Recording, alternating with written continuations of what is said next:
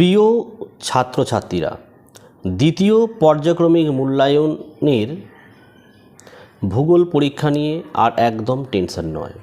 আজকের ভিডিওতে আমরা ষষ্ঠ শ্রেণীর ভূগোলের এমন একটি স্কুলের প্রশ্নপত্র সমাধান করব যা প্র্যাকটিস করে গেলে তোমরা পরীক্ষায় প্রচুর প্রশ্ন এখান থেকে কমন পেয়ে যাবে। আজকের ক্লাসে শুধু প্রশ্ন নয়, সঙ্গে থাকছে একদম নির্ভুল উত্তর সহ আলোচনা। তোমরা যারা এখনও সব অধ্যায় ভালো করে পড়ে উঠতে পারোনি, তারাও যদি আজকের এই প্রশ্নপত্রটি মন দিয়ে দেখে যাও, পরীক্ষায় কিন্তু দারুণ স্কোর করতে পারবে। তাই শেষ পর্যন্ত সঙ্গে থেকো, আর চ্যানেলে নতুন হলে এখনই সাবস্ক্রাইব করে নাও। চলো সরাসরি প্রশ্নগুলো দেখে নেওয়া যাক।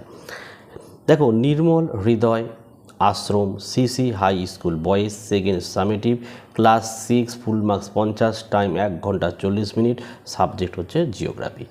ঠিক আছে, আমি প্রশ্ন এবং উত্তর সহ আলোচনা করছি, তোমরা ভিডিওটি দেখতে থাকো।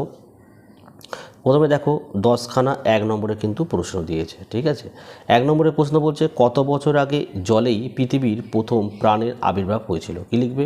350 থেকে 380 কোটি বছর আগে, বা আমরা এটাও বলতে পারি প্রায় 4 কোটি বা 3.5 বিলিয়ন বছর আগে কিন্তু আমরা বলতে পারি। 2 নম্বরের প্রশ্ন, ইউরেশিয়া কাকে বলে? উত্তরটা একটু বড়, আমি মুখে বলছি, লিখে নাও। লিখবে এইভাবে, ইউরোপ এবং এশিয়া মহাদেশ দুটি কোনো নির্দিষ্ট ভৌগোলিক সীমানা দ্বারা আলাদা না হয়ে একসঙ্গে যুক্ত থাকায় এই দুই মহাদেশকে একত্রে ইউরেশিয়া, মানে ইউরোপের ইউ আর এখানে হচ্ছে এশিয়া, ইউরেশিয়া বলা হয়। 3 নম্বরের প্রশ্ন, দক্ষিণ আমেরিকার শুষ্কতম শীতল মরুভূমির নাম কি? লিখবে প্যাটাগোনিয়া মরুভূমি। 4, ওশেনিয়ার প্রধান পর্বত শ্রেণীর নাম কি? কি লিখবে? Great dividing range. 4 নম্বরের প্রশ্ন, ওশেনিয়ার প্রধান পর্বতশ্রেণীর নাম কি? Great dividing range. 5, আন্টার্কটিকার সর্বোচ্চ শৃঙ্গের নাম কি? Vinson Massif. 6 নম্বর, রাশিয়ার গবেষণা কেন্দ্রের নাম কি? ভোস্টক। নেক্সট দেখো, আমাদের 7এর প্রশ্ন কি বলা হয়েছে, আন্টার্কটিকা অবস্থিত ভারতের প্রথম গবেষণা কেন্দ্রের নাম কি? লিখবে দক্ষিণ গঙ্গোত্রী। আর 8 হচ্ছে, অ্যালবেডো কাকে বলে? উত্তরটি আমি বলছি, লিখে নাও।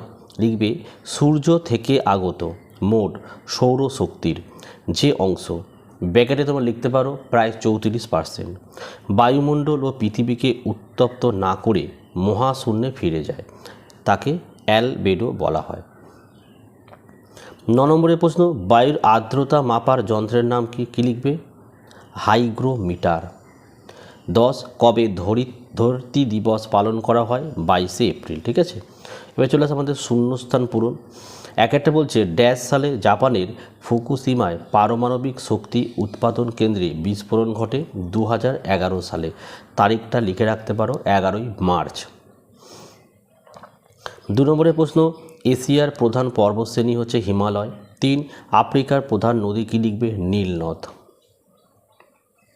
4, আন্টার্কটিকা মহাদেশে অবস্থিত হিমবাহগুলির মধ্যে ল্যাম্বার্ট পৃথিবীর দীর্ঘতম। ঠিক আছে। 5, 1988 সালের 26শে মার্চ অষ্টম অভিযাত্রী দল 70 কিলোমিটার দূরে ড্যাশ নামে আরও একটি গবেষণা কেন্দ্র স্থাপন করে। কি নামে? উত্তর লিখবে মৈত্রী। ঠিক আছে, আর এটা কিন্তু আমাদের দ্বিতীয় কেন্দ্র। হ্যাঁ, আচ্ছা, নেক্সট দেখো 6টা, বায়ুর চাপ মাপা যন্ত্রের নাম ব্যারোমিটার। 7, প্রতি 1000 মিটার উচ্চতায় ড্যাশ সেলসিয়াস হারে তাপমাত্রা কমে যায়? লিখবে 6.5 ডিগ্রি। 8, প্রতিদিন যে পরিমাণ গাড়ি চলে সেগুলো থেকে প্রায় 9 লক্ষ কিলোগ্রাম দূষক বাতাসে মেশে। 9, বৃষ্টিপাতের পরিমাণ মাপার যন্ত্রের নাম রেইন গজ। 10, দেখো, দক্ষিণ আমেরিকার প্রধান পর্বতশ্রেণীর নাম হচ্ছে আন্দিজ। আচ্ছা, এইগুলো আমাদের এসএকিউ টাইপের প্রশ্ন, আমি মুখেই বলবো, তোমরা লিখে নেবে। 1, দেখো, পৃথিবীকে নীল গ্রহ বলা হয় কেন? উত্তরটি আশা করি বলার দরকার নেই, প্রত্যেকে পাঠ্য বইয়ে পেয়ে যাবে। 2 নম্বর প্রশ্ন, জলচক্র কাকে বলে? আশা করি এটাও তোমরা পাঠ্য বই পেয়ে যাবে। 3 নম্বরের প্রশ্ন, পরিবহন পদ্ধতি কাকে বলে? পাঠ্য বই পেয়ে যাবে। হিমমণ্ডল কাকে বলে? গ্রিন হাউস কাকে বলে? প্রত্যেকটি প্রশ্ন রেডি করে নাও। 4 দাগের 3 নম্বরে 4টি প্রশ্ন রয়েছে, প্রত্যেকটাই পাঠ্যবই পেয়ে যাবে। বায়ুমণ্ডল না থাকলে কি হতো? 2 আবহাওয়া ও জলবায়ুর পার্থক্য লেখো। 3 অ্যাসিড বৃষ্টি সম্পর্কে সংক্ষিপ্ত আলোচনা করো। 4 ওজোন স্তর সম্পর্কে ধারণা দাও। আর 5 থেকে টিকা লেখো। 1 হচ্ছে আন্টার্কটিকার ভবিষ্যৎ, 2 বায়ু দূষণের নিয়ন্ত্রক সমূহ। ওকে, তো এই ছিল আজকের ভিডিও কেমন লাগছে কমেন্ট করে জানিও। ভালো লাগলে একটি লাইক করো এবং চ্যানেলে নতুন হলে চ্যানেলটিকে সাবস্ক্রাইব করো, পাশে থাকা বেল আইকন প্রেস করে অল নোটিফিকেশানটাকে অন করো, যাতে আমি যখনই কোনো ভিডিও আপলোড করব সবার প্রথম যেন তোমাদের কাছে পৌঁছে যায়। তো আজকের ভিডিও আমি এখানেই শেষ করলাম। তোমরা প্রত্যেকে ভালো থেকো এবং সুস্থ থেকো।